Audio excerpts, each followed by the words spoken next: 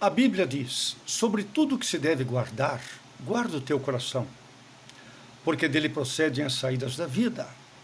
Isso está lá em Provérbios, capítulo 4, versículo 23.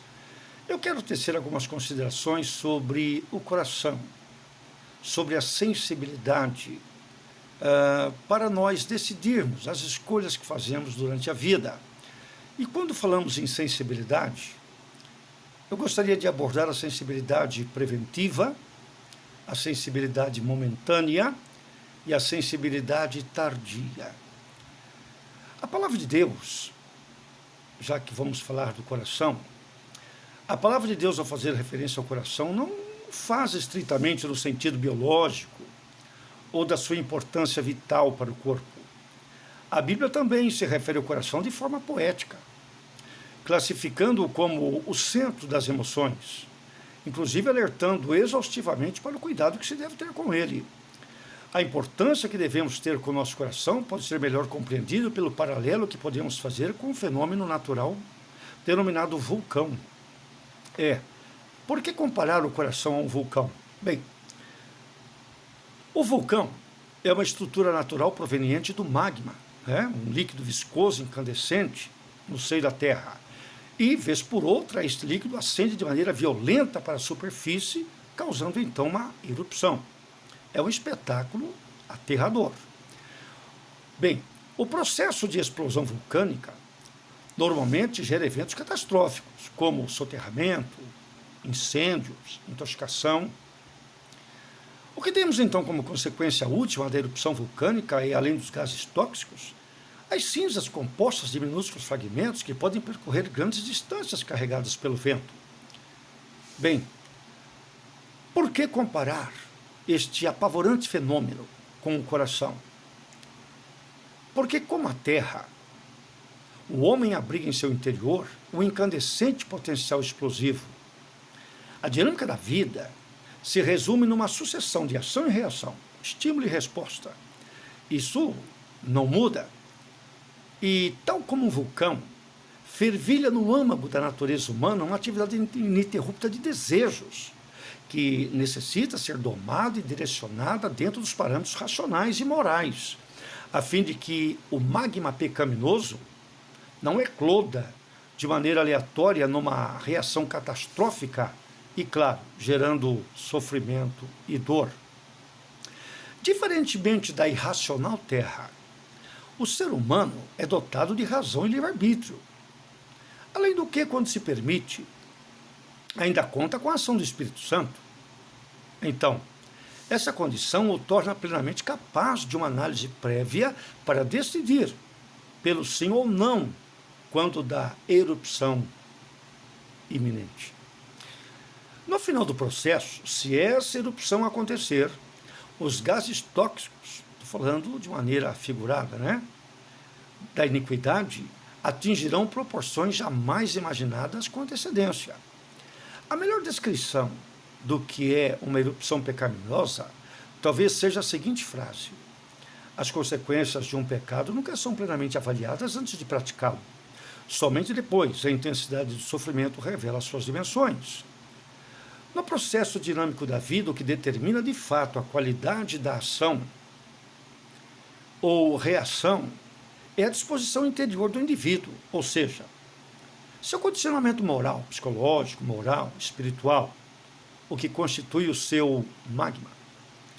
O âmago da natureza humana é descrita na palavra de Deus em tom apavorante, nos seguintes termos: enganoso é o coração mais do que todas as coisas, perverso, quem o conhecerá? Isso está lá em Jeremias 17, 9. E Jesus também se referiu ao coração da seguinte forma: o que sai da boca procede do coração, e isso contamina o homem. Do coração procedem os maus pensamentos, mortes, adultérios, fornicação, furtos, falsos testemunhos, blasfêmias. Nós temos isso lá em Mateus capítulo 15, versículos 18 a 19. Devemos lembrar que o homem foi criado por Deus totalmente puro. Não havia, até o pecado acontecer, nenhuma disposição comprometedora. A criatura humana refletia na sua plenitude a natureza do Criador. Mas, desde então, a criatura humana teve que administrar uma dicotomia de tendências, boas e ruins, E cabe ao homem, a partir de então, individualmente, decidir sobre seus impulsos. É sempre uma questão de escolha. Na carta aos Hebreus, somos advertidos, exortados, da seguinte forma: deixemos todo o embaraço e o pecado que tão de perto nos rodeia e corramos com paciência a carreira que nos está proposta. Claro, o escritor está falando aos servos de Deus, já convertidos, aos nascidos de novo. Então, o escritor da carta aos Hebreus, em seu apelo à perseverança dos crentes em Jesus, quanto à santidade a ser preservada, mantida, guardada, para a permanência na carreira da fé, ele salienta uma realidade bastante cômoda. Porém, um fato a não ser jamais ignorado. Enquanto estivermos neste mundo, o pecado que tão de perto nos rodeia. É necessário entendermos o quanto possível a malignidade do pecado, quão nociva sua presença seja da forma que for, a fim de que tenhamos uma postura firme que o repudie continuamente. Entre as benesses maravilhosas da salvação, veja bem, que nos livra do poder e domínio do pecado, não consta a de estarmos fora do seu alcance, o que requer de nós um contínuo estado de alerta. A palavra de Deus nos exorta: olhai por vós mesmos, para que não percamos o que já temos ganho. É possível o crente convertido, nascido de novo, ele perder esta condição se ele não vigiar. A condição de salvos em Cristo não retira de nós o livre-arbítrio, a capacidade de escolha, pois o nosso relacionamento com Deus, devemos entender isso, o nosso relacionamento com Deus, ele se fundamenta num ato voluntário, não numa servidão imposta. Nós não somos obrigados a servir a Deus. Essa simbiose, esse relacionamento, ele está fundamentado numa voluntariedade da nossa parte, atender, responder à proposta graciosa da parte de Deus. É justamente por conta dessa liberdade de escolha que existe sempre a proximidade do pecado. Ou seja, a possibilidade de pecar é real, você só se mantém fiel, e de uma maneira retilínea, moralmente, espiritualmente diante de Deus, enquanto você assim o quiser. Essa capacidade preventiva de escolha é que chamamos de sensibilidade. É isso que nos capacita a tomar uma decisão, aprovando ou reprovando. No caso dos vulcões, por isso estamos comparando aqui o coração a um vulcão. No caso dos vulcões, o uso de moderníssimos implementos tecnológicos tornou possível prever, com certa antecedência, a possibilidade de uma erupção iminente. E uma das formas de se detectar a iminência de uma erupção vulcânica é a ocorrência de pequenos tremores, seguidos da alteração dos gases emitidos. Então, esses indícios, eles confirmam que houve uma alteração no comportamento do magma no subsolo. Quanto à erupção pecaminosa, esta ocorre da mesma forma. E a Bíblia esclarece como se dá sua origem e evolução. Também, antes de uma erupção pecaminosa na vida de uma pessoa, há alguns indícios. Por exemplo, Tiago, capítulo 1, versículo 15, ele escreve assim: cada um é tentado, quando atraído pela sua própria concupiscência. Depois, havendo a concupiscência concebido, dá luz ao pecado, e o pecado sendo consumado, gera a morte. Poderíamos parafrasear esse versículo da seguinte forma: a convivência com o ilícito gera uma conformação comprometedora que anula a repulsa que deveríamos sentir. Eu quero repetir este pensamento. A convivência com o ilícito, porque muitas vezes nós insistimos em nos aproximar e conviver com algo sabidamente não bom para nós. Então, eu escrevi esse pensamento. A convivência com o ilícito gera uma conformação comprometedora. O coração só bate forte no começo, depois acostuma. Então, a convivência com o ilícito gera uma conformação comprometedora que anula a repulsa que deveríamos sentir. Por concupiscência, como citado aqui por Tiago, o homem atraído pela sua própria concupiscência, por concupiscência, entendemos o desejo sensual imoderado que se permitiu desenvolver no interior do coração. E quando isso ganha força, ocorre uma alteração no comportamento, porque se prioriza, a partir de então, a satisfação desse desejo. Quando a pessoa opta realmente por satisfazer um desejo pecaminoso, ele não importa, né, com a sua conduta, não, ele quer satisfazer o desejo. Então, o último estágio dessa erupção pecaminosa, como descrito nesse versículo, é o pecado. Diz lá, Tiago diz, né? Então, o pecado sendo consumado gera morte. Ou seja, o que começou de maneira tímida, subjetiva, no recôndito do coração, agora tornou-se público e notório, né? E com todos os estragos que causa. Isso é muito louco. As consequências, após uma pessoa realmente cometer um pecado grosseiro de escândalo e tal, e atingir vidas, é semelhante às águas de uma represa rompida, cuja força não conhece ou respeita obstáculos. Né? Ou talvez, eu penso que uma erupção pecaminosa é como uma explosão de atitudes de uma pessoa com quebra de regras morais, espirituais, e os estilhaços dessa explosão vitimam sem nenhum escrúpulo. Bom, todo esse potencial destrutivo também é descrito na forma interrogativa pelo apóstolo Tiago. Né? Tiago, pastor da igreja em Jerusalém, ele já estava tendo que administrar problemas, mesmo no seio do arraial evangélico, né? Entre os crentes. Havia intrigas.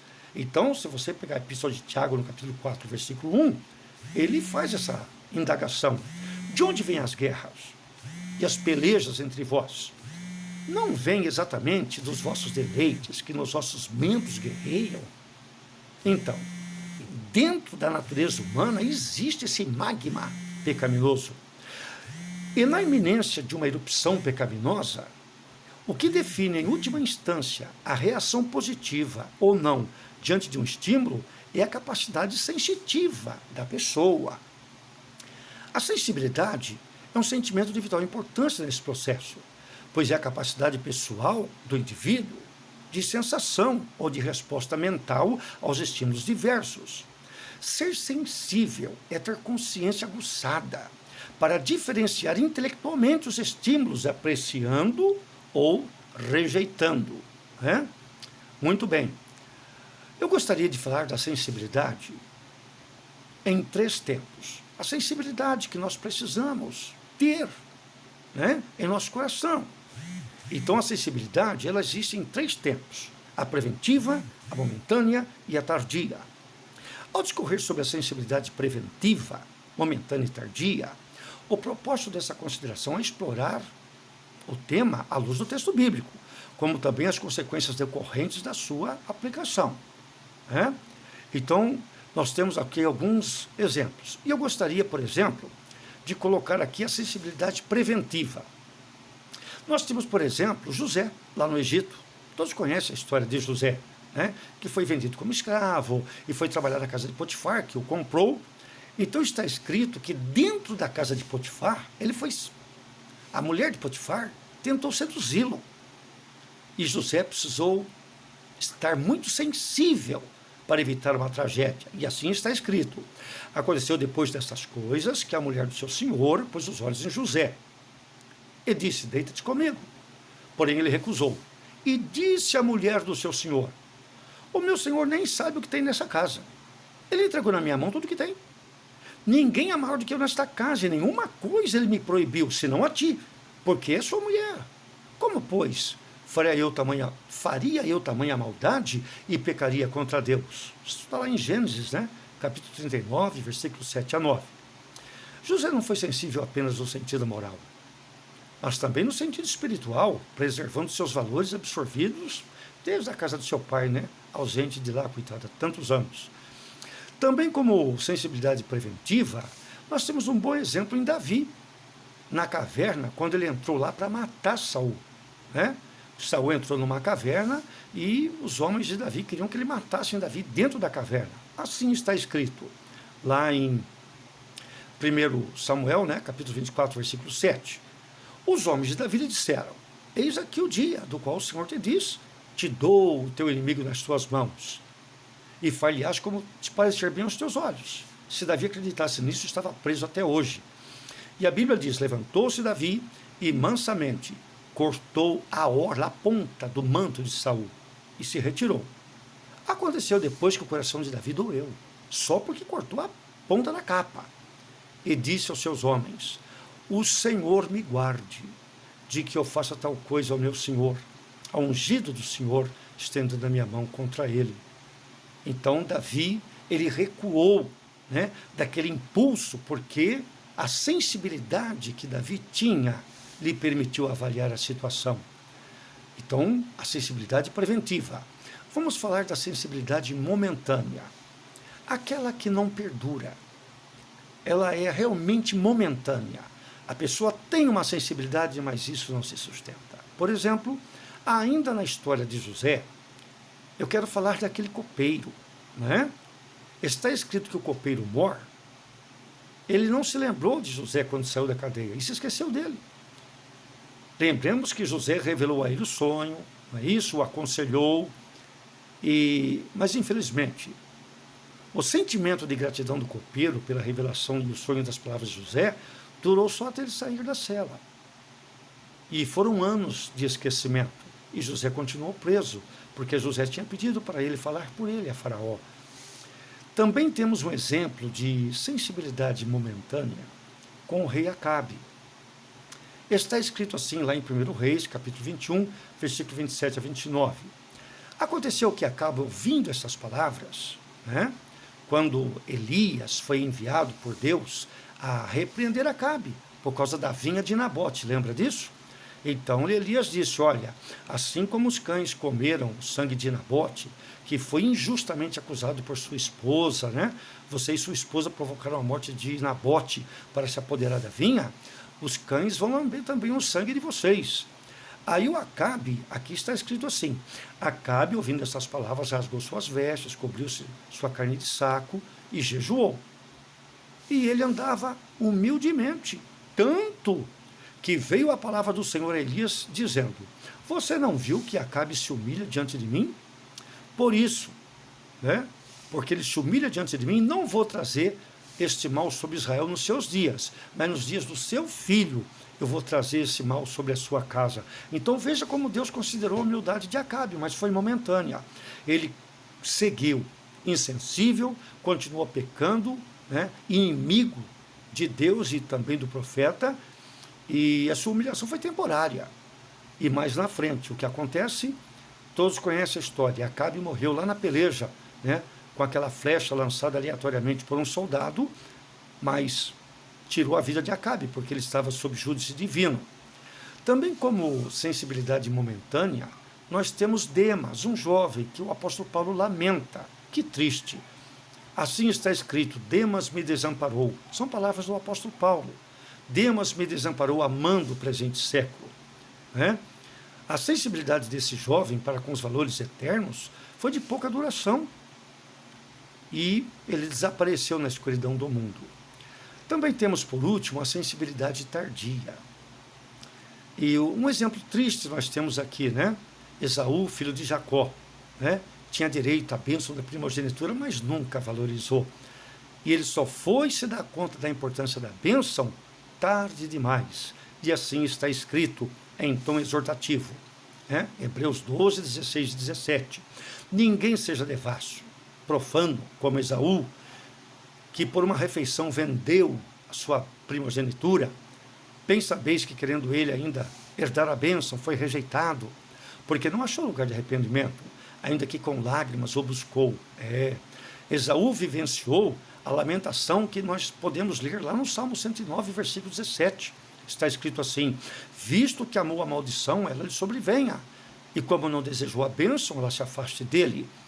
É necessário sermos sensíveis às propostas divinas de bênção para as nossas vidas. Se elas não se confirmarem, será por negligência nossa. Também temos o exemplo de uma sensibilidade tardia, como o próprio Davi, também no caso de Batseba, né? Quando Natã o censurou por estar vivendo em pecado, quando a criança nasceu. Então disse Davi a Natã: pequei contra o Senhor. Foi uma sensibilidade tardia. Quando a ficha caiu, ele já tinha, né, nesse fausto romance, Davi já tinha mentido, adulterado, assassinado, né, E só repreendido pelo profeta que ele caiu, em si se humilhou. Na carta aos Hebreus está escrito: cheguemos com confiança ao trono da graça, para que possamos alcançar misericórdia e achar graça, a fim de sermos ajudados em tempo oportuno. Então, queridos, nós temos que ter essa sensibilidade preventiva para buscarmos a Deus antes. Eu gostaria de colocar aqui 2 pensamentos. A graça buscada antes evita a tragédia, mas buscada tardiamente só ameniza a dor. Tem muitas pessoas que estão convivendo com coisas dolorosas, que se tivessem tido sensibilidade e buscado a Deus antes, teriam evitado certas situações. E um outro pensamento: a pior dor é que poderia ter sido evitada e não foi. Eu gostaria de concluir esta reflexão sobre um último exemplo de sensibilidade tardia. É quando a pessoa deixa para avaliar depois de tudo passado. É o caso de Judas. Está escrito então: Judas, o que havia traído, vendo que Jesus fora condenado, ele trouxe arrependido as 30 moedas de prata aos príncipes dos sacerdotes. Ele queria devolver aquele dinheiro, do qual ele tinha vendido Jesus. E ele disse: pequei, traindo sangue inocente. Eles, porém, friamente disseram: que nos importa? Isso é contigo. E ele, atirando para o templo as moedas, foi se enforcar. Judas andou 3 anos com Jesus, mas nunca absorveu seus ensinos. Judas nunca foi sensível. Ele nunca cultivou uma sensibilidade para com a presença do Mestre. Ele nunca se permitiu a uma transformação de coração e assim viveu até as oportunidades acabarem. Eu gostaria de concluir essa consideração com um último pensamento: não permita que a grandeza de um momento lhe ocorra quando este já for saudade. Deus te abençoe.